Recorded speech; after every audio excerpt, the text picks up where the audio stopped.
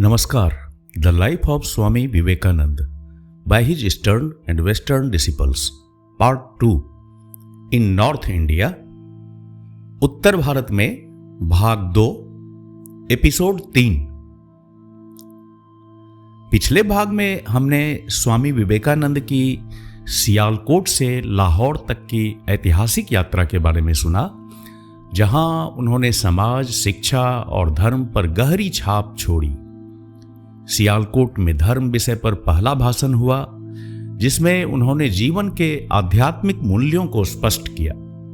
वहां उन्होंने महिला शिक्षा को बढ़ावा देने के लिए सन्यासिनियों द्वारा विद्यालय स्थापित करने की योजना का प्रस्ताव भी रखा। लाहौर आगमन पर राजा ध्यान सिंह ने उनका स्वागत किया और यहां उनके 3 ऐतिहासिक भाषण आयोजित किए गए। इन विचारों से प्रेरित होकर युवाओं ने सेवा संगठन की स्थापना की। स्वामी जी ने आर्य समाज, ब्रह्म समाज और मुस्लिम समुदाय से संवाद कर धार्मिक सौहार्द को बल दिया। अंत में स्वामी रामतीर्थ के साथ उनके आत्मीय संवाद इस यात्रा को स्मरणीय बनाते हैं। इस भाग में हम सुनेंगे देहरादून, धर्मशाला और कश्मीर की यात्रा में स्वामी जी ने ब्रह्मचारियों के प्रशिक्षण हेतु उपयुक्त आश्रम की तलाश की। खेत्री के महाराजा ने भी उन्हें आदरपूर्वक आमंत्रित किया। शिष्यों के साथ ब्रह्मसूत्र, रामानुजाचार्य भाष्य और सांख्य दर्शन की कक्षाएं लेकर उन्होंने वेदांत और उपनिषदों की गहन शिक्षाएं दी।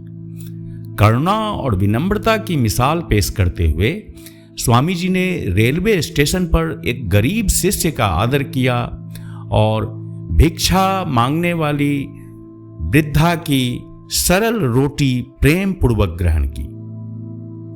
युवा पीढ़ी को प्रेरित करते हुए उन्होंने त्याग, आत्मगौरव और सेवा के आदर्श बताए, जिससे राष्ट्र की आध्यात्मिक जागृति को बल मिला। उनका उपदेश था कि धर्म का असली सार बाहरी रीति रिवाज में नहीं, बल्कि आत्मा की साधना और शास्त्रों के शाश्वत सिद्धांतों में निहित है। स्वामी विवेकानंद की अद्भुत जीवन यात्रा का हिस्सा बनने के लिए इस भाग को अंत तक सुने। अगर आपको यह प्रयास अच्छा लगे तो कृपया लाइक, कमेंट और हमारे चैनल को सब्सक्राइब करें। अब आगे की गाथा सुनते हैं। जय स्वामी विवेकानंद। स्वामी जी को लाहौर छोड़कर देहरादून जाना पड़ा। इसका मुख्य कारण था उनका स्वास्थ्य। मैदानों में लौटने से वह पुराना रोग फिर उभर आया जो उन्हें हिमालय ले गया था। इसके कारण उन्हें अपनी व्याख्यान यात्रा को स्थगित करना पड़ा। देहरादून में उन्होंने एकांत जीवन बिताने की इच्छा की, लेकिन जब लोगों को उनके आने का पता चला तो बड़ी संख्या में लोग उनसे मिलने आने लगे। स्वामी जी भी उन्हें धार्मिक विषयों पर बातें करते।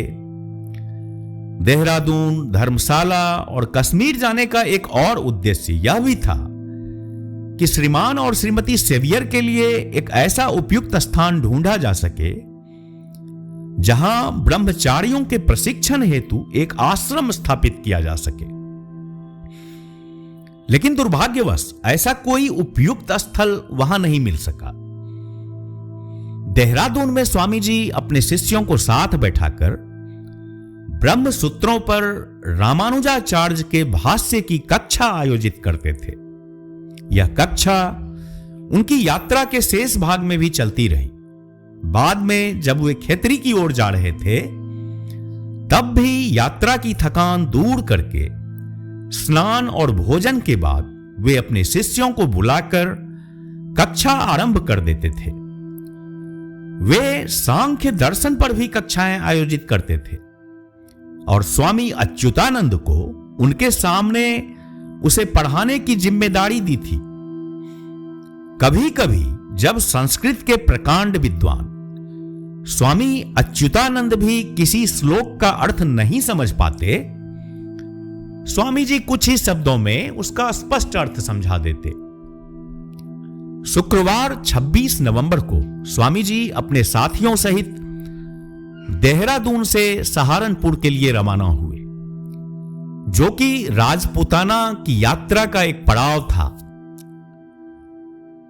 सहारनपुर में वे बंकु बिहारी नामक एक वकील के घर ठहरे, जिन्होंने उनका आत्मीय स्वागत किया। नगरवासियों ने आग्रह किया कि स्वामी जी एक व्याख्यान दें, परंतु वे राजपूताना जल्दी पहुंचना चाहते थे, इसलिए उन्होंने मना कर दिया। देहरादून में रहते हुए उन्हें खेतरी से बार बार निमंत्रण प्राप्त हो रहे थे। वहां के राजा अपने प्रजाजनों को स्वामी जी के विचारों से अवगत कराना चाहते थे। साथ ही वे स्वयं भी अपने गुरु से मिलने के अत्यंत इच्छुक थे और स्वामी जी को लाने के लिए एक दूत को देहरादून भेजा था। सहारनपुर से स्वामी जी दिल्ली पहुंचे, जहां वे नाट कृष्ण नामक एक पुराने मित्र के यहां ठहरे, जिनसे वे अपने सन्यास भ्रमण के दौरान हाथरस में मिले थे। यद्यपि कई धनी लोग उन्हें अपने घर ठहराना चाहते थे, पर स्वामी जी ने अपने इस विनम्र मित्र के साथ रहना पसंद किया। एक दिन नाटकृष्ण ने पूछा, मैं पिछले 5-6 महीनों से गायत्री जाप और संध्या कर रहा हूं, लेकिन मुझे कोई अनुभूति नहीं हो रही। स्वामी जी ने उत्तर दिया, तुम संस्कृत में ऐसे मंत्र जपते हो जिनका अर्थ भी नहीं जानते। ईश्वर को अपनी ही भाषा में पुकारो। फिर उन्होंने गायत्री मंत्र का अर्थ विस्तार से समझाया। वहीं एक पास के कॉलेज के प्रोफेसर स्वामी जी से बार बार मिलने आते थे। उनके माध्यम से एक छोटी सी सभा का आयोजन हुआ, जहां स्वामी जी ने प्रश्नों के उत्तर दिए। इसके अतिरिक्त उन्होंने कुछ धार्मिक चर्चाएं भी की, जिसमें अनेक प्रतिष्ठित लोग उपस्थित थे। श्रीमान और श्रीमती सेवियर अपने सन्यासी साथियों और शिष्यों के साथ स्वामी जी ने दिल्ली के आसपास स्थित मुगल सम्राटों की भव्यता से जुड़े प्राचीन स्मारकों और खंडहरों का दौरा किया। एक साथ गए व्यक्ति ने लिखा, उन्होंने हमारे सामने अतीत को सजीव कर दिया। सचमुच हम वर्तमान को भूलकर अतीत में जीने लगे, मानो हम उन मृत सम्राटों और महान राजाओं के साथ चल रहे हों। 1 दिसंबर को स्वामी जी अलवर होते हुए खेतरी के लिए रवाना हुए, क्योंकि वे पहले अलवर में अपने कुछ पुराने मित्रों और शिष्यों से मिलना चाहते थे। रेवाड़ी स्टेशन पर खेतरी के राजा ने स्वामी जी को लेने के लिए पालकी, ऊंट, घोड़े, बग्घियां आदि भेजे थे, ताकि उन्हें छोटे मार्ग से खेतरी लाया जा सके।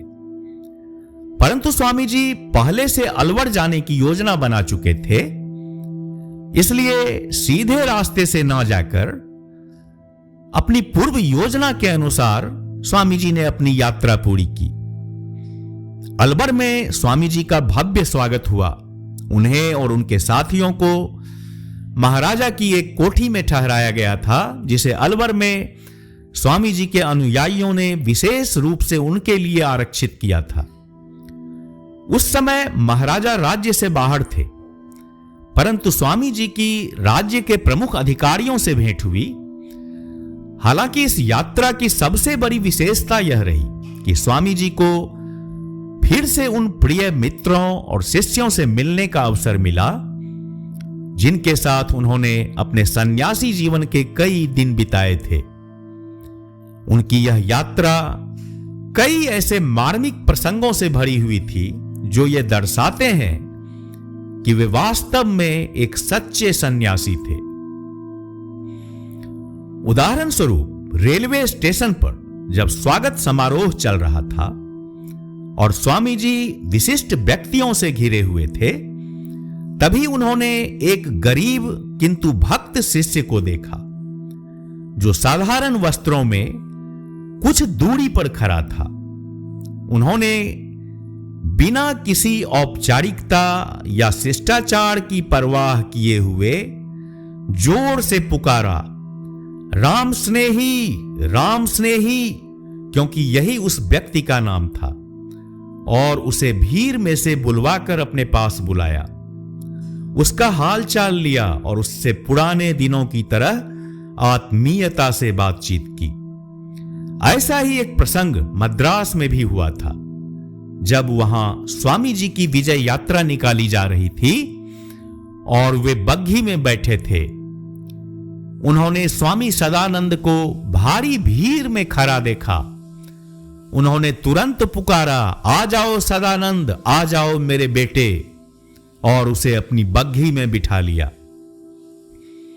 अलवर प्रवास के दौरान स्वामी जी ने जिन कुछ लोगों के आमंत्रण स्वीकार किए, उनमें एक वृद्धा का घर भी था, जिन्होंने पूर्व में उन्हें भिक्षा दी थी।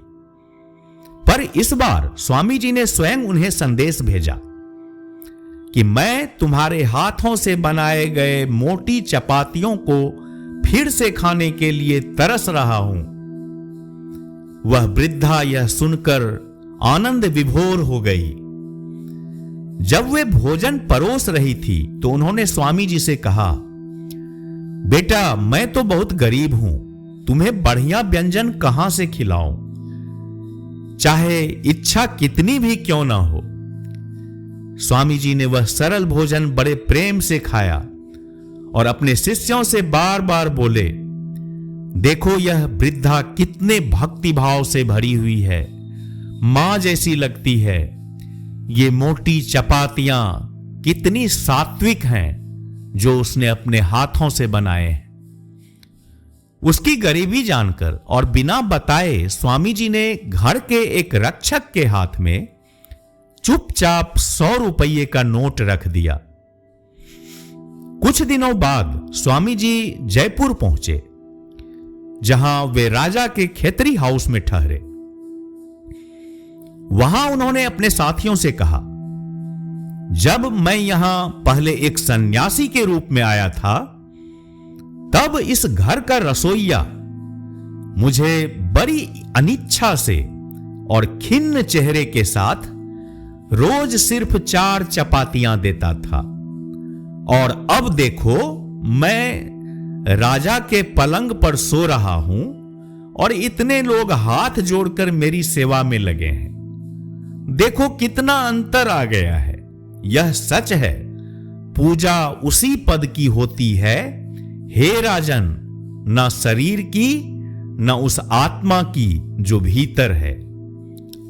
9 दिसंबर को स्वामी जी और उनके साथियों ने मरुस्थल पार करते हुए 90 मील की यात्रा आरंभ की और खेतरी की ओर प्रस्थान किया। कुछ लोग घोड़ों पर सवार थे, कुछ ऊंटों पर और कुछ बैलगाड़ियों में यात्रा कर रहे थे। मार्ग में जब भी कोई विश्राम स्थल आता, वहीं वेदांत की कक्षा शुरू हो जाती।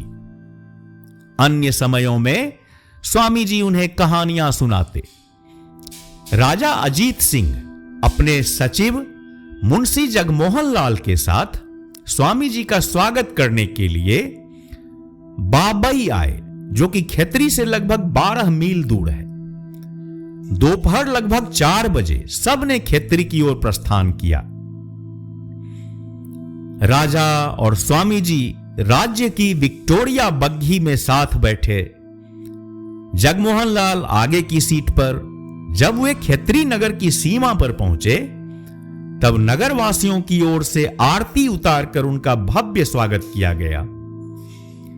इसके बाद झांकी और शोभा यात्रा के रूप में सब लोग मंदिर महल पहुंचे। वहां पहुंचकर मुख्य पुजारी ने स्वामी जी की आरती उतारी और दक्षिणा अर्पित की। अन्य लोगों ने भी प्रणाम अर्पित किए। फिर स्वामी जी राजा के साथ स्वागत समारोह के लिए प्रस्थान कर गए, जहां उनके सम्मान में लाल कालीन बिछाया गया था। वहां राजा के कुछ प्रजाजनों ने उन्हें उपहार भेंट किए और दरबार के संगीतज्ञ ने संगीत प्रस्तुत किया। इस समारोह में परंपरा अनुसार राजा को 5 थालों में सोने की मोहरें अर्पित की गई, जिनमें से अधिकांश उन्होंने अपने राज्य के शैक्षणिक संस्थानों को दान में दे दी। इसके पश्चात मुंशी जगमोहन लाल ने स्वामी जी को एक अभिनंदन पत्र पढ़कर सुनाया। स्वामी जी ने उसका उत्तर भाषण में दिया और फिर ठाकुर राम बख्श सिंह ने भी एक प्रभावशाली वक्तव्य दिया। इसके बाद राजा ने रानी विक्टोरिया की सिल्वर जुबली में पश्चिम से लौटने पर उनकी प्रजा द्वारा प्रस्तुत अभिनंदन पत्र का उत्तर दिया। भाषणों के पश्चात उपस्थित जनसमूह के लिए संगीत की प्रस्तुति हुई और फिर लगभग 250 अतिथियों को रात्रि भोज दिया गया। रात 8 बजे स्वामी जी को तालाब के किनारे आतिशबाजी दिखाने ले जाया गया। तालाब और आसपास के स्थानों को दियों से जगमग कर दिया गया था। इस समय तक स्वामी जी की तबीयत कुछ ठीक नहीं थी। उन्होंने 13 दिसंबर को खेतरी से क्रिस्टीन ग्रीन स्ट्रीडल को पत्र में लिखा, मैं ठीक हूं, बस पिछले कुछ दिनों से ठंड के कारण जोर का जुकाम हो गया है। मरुस्थल में यात्रा और खुले में रहने से यह हुआ। स्वामी सदानंद ने स्वामी जी की खेतरी यात्रा का विवरण ब्रह्मवादिन पत्रिका को भेजा। उन्होंने उपरोक्त घटनाओं का वर्णन करने के बाद आगे लिखा, 17 दिसंबर को स्कूल परिसर में एक विशेष सभा आयोजित की गई, जहां राजा अजीत सिंह और स्वामी विवेकानंद को विभिन्न समितियों की ओर से अभिनंदन पत्र भेंट किए गए। रामकृष्ण मिशन, कोलकाता, खेतरी का शिक्षा विभाग, स्थानीय नवयुवक वाद विवाद मंडल उन प्रमुख संस्थाओं में से थे जिन्होंने राजा को अपना सम्मान प्रस्तुत किया। फिर विद्यालय के छात्रों ने राजा के सम्मान में रचित कई छोटी कविताएं सुनाई। इसके पश्चात राजा के अनुरोध पर स्वामी जी ने योग्य छात्रों को पुरस्कार वितरित किए। राजा ने प्रस्तुत अभिवादन पत्रों का संक्षिप्त उत्तर दिया और विशेष रूप से रामकृष्ण मिशन का धन्यवाद किया, क्योंकि मिशन के प्रमुख स्वयं वहां उपस्थित थे। इसके बाद स्वामी जी ने एक संक्षिप्त परंतु प्रभावशाली भाषण दिया।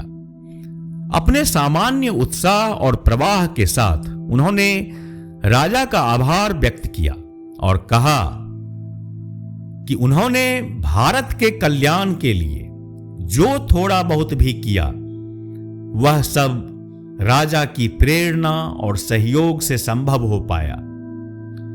20 दिसंबर को स्वामी जी ने राजा के बंगले के प्रांगण में, जहां वे अपने शिष्यों के साथ ठहरे थे, वेदांतवाद पर एक व्याख्यान दिया। इस अवसर पर नगर के प्रमुख जन, यूरोपीय स्त्री पुरुष भी उपस्थित थे।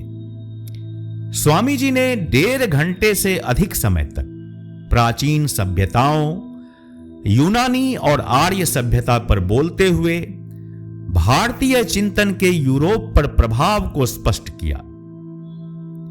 उन्होंने बताया कि पाइथागोरस, सुकरात, प्लेटो और मिस्र के नियो प्लेटोनिक दार्शनिकों पर भारतीय विचारधारा का प्रभाव कैसे पड़ा। यह प्रभाव स्पेन, जर्मनी और अन्य यूरोपीय देशों तक विभिन्न युगों में फैलता रहा। फिर उन्होंने वेद और पुराणों की व्याख्या की, उनमें पाए जाने वाले विभिन्न उपासना के रूपों और स्तरों को समझाया। इन सब के पीछे की मूल भावना को उन्होंने इस मंत्र से उजागर किया, एकं सत विप्राः बहुधा वदन्ति। जो सत्य है वह एक ही है और उसे ऋषि विभिन्न नामों से पुकारते हैं। स्वामी जी ने बताया कि यूनानी लोग जहां बाह्य प्रकृति में उलझे रहे, वहीं आर्य आत्मा की ओर उन्मुख हुए और आत्म साक्षात्कार के द्वारा जीवन की समस्याओं का समाधान किया। इसके बाद वे द्वैत, विशिष्टाद्वैत और अद्वैत के सिद्धांतों पर आए और बताया कि ये तीनों वास्तव में अद्वैत की ओर बढ़ने वाले क्रमिक सोपान हैं, जिनकी अंतिम परिणति है तत्वमसि, तू वही है। स्वामी जी ने यह भी खेद व्यक्त किया कि ग्रंथों की मनमानी व्याख्या की प्रवृत्ति महान भाष्यकारों में भी रही है। रामानुज ने उपनिषदों के अद्वैत वाक्यों को तोड़ा मरोड़ा और शंकराचार्य ने द्वैत के वचनों के साथ ऐसा किया। अंत में स्वामी जी ने आधुनिक भारत की स्थिति पर खेद प्रकट करते हुए कहा, आज का हिंदू ना तो वास्तव में हिंदू है, ना ही वेदांती। वह केवल छुआछूत में उलझा है। उसकी पूजा केवल रसोई और बर्तनों तक सीमित है। यह स्थिति अब नहीं रहनी चाहिए। जितनी जल्दी इसे त्यागा जाए, हमारे धर्म के लिए उतना ही अच्छा होगा। उपनिषदों को उनके यथार्थ प्रकाश में चमकने दो, लेकिन साथ ही विभिन्न मतों और संप्रदायों में झगड़े ना हों। स्वामी जी को अपने व्याख्यान के बीच में कुछ समय के लिए रुकना पड़ा, क्योंकि वे अत्यंत थके हुए थे। श्रोता शांति से प्रतीक्षा करते रहे, जब तक कि वे फिर से बोलने के लिए तैयार ना हो गए।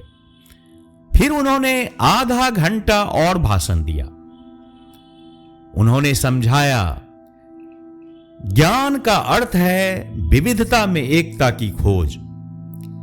हर विज्ञान का उच्चतम बिंदु वह होता है जब उसमें छिपी हुई एकता को पहचाना जाता है, चाहे वह भौतिक विज्ञान हो या आध्यात्मिक। स्वामी जी ने अपने व्याख्यान का समापन राजा अजीत सिंह की प्रशंसा से किया।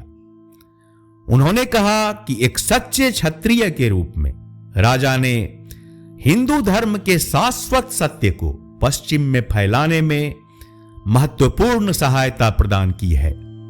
यह व्याख्यान खेतरी की जनता पर गहरा प्रभाव छोड़ गया। खेतरी में स्वामी जी का समय कार्य और विश्राम दोनों का संगम था। व्याख्यान और सार्वजनिक समारोहों में भाग लेने के अलावे वे घुड़सवार और अपने साथियों तथा राजसी शिष्य के साथ दृश्य दर्शन करते। एक दिन जब वे राजा के साथ घुड़सवारी कर रहे थे, एक घटना घटी जो राजा के सच्चे क्षत्रिय भाव को दर्शाती है। एक सकरी पगडंडी पर चलते हुए जहां झाड़ियों और पेड़ की शाखाएं रास्ता रोक रही थीं, राजा ने एक कांटेदार शाखा को स्वामी जी के लिए किनारे किया। कुछ दूर जाने के बाद स्वामी जी ने देखा कि राजा का हाथ लहूलुहान हो चुका है। जब उन्होंने इसका कारण पूछा तो पता चला कि यह उसी शाखा को पकड़ने के कारण हुआ था। स्वामी जी ने जब आपत्ति जताई तो राजा ने हंसते हुए कहा, स्वामी जी, क्षत्रिय का कर्तव्य है कि वह धर्म की रक्षा करे। कुछ क्षणों की चुप्पी के बाद स्वामी जी ने उत्तर दिया, शायद आप सत्य कह रहे हैं। खेतरी से विदा होने से पहले राजा ने स्वामी जी को 3000 रुपये भेंट किए। यह राशि स्वामी सदानंद और स्वामी सच्चिदानंद के माध्यम से बेलूर मठ भेजी गई। 21 दिसंबर की दोपहर को स्वामी जी राजा के साथ बग्घी में बैठकर जयपुर के लिए रवाना हुए। उन्होंने रात बाबई में विश्राम किया और 24 दिसंबर को जयपुर पहुंचे। 27 दिसंबर की शाम को सेठ गोविंद दास के बगीचे में एक सभा आयोजित की गई, जिसमें करीब 500 लोग उपस्थित थे और राजा अध्यक्ष के रूप में मौजूद थे। जयपुर से स्वामी जी ने अपने सभी शिष्यों को बेलूर मठ वापस भेज दिया। केवल ब्रह्मचारी कृष्णलाल को उन्होंने सेवक के रूप में अपने साथ रखा। 1 जनवरी 1898 को स्वामी जी जयपुर से अजमेर के लिए रवाना हुए। राजा और मुंशी जगमोहन लाल उन्हें स्टेशन तक विदा करने आए। इसके बाद स्वामी जी तेज गति से किशनगढ़, अजमेर, जोधपुर, इंदौर होते हुए खंडवा की ओर गए। जोधपुर में वे दीवान राजा सर प्रताप सिंह के अतिथि थे और वहां उन्होंने लगभग 10 दिन बिताए। हर स्थान पर उन्हें स्टेशन पर लोगों की भीड़ ने उत्साह से स्वागत किया और प्रसिद्ध लोगों ने उनका आतिथ्य किया।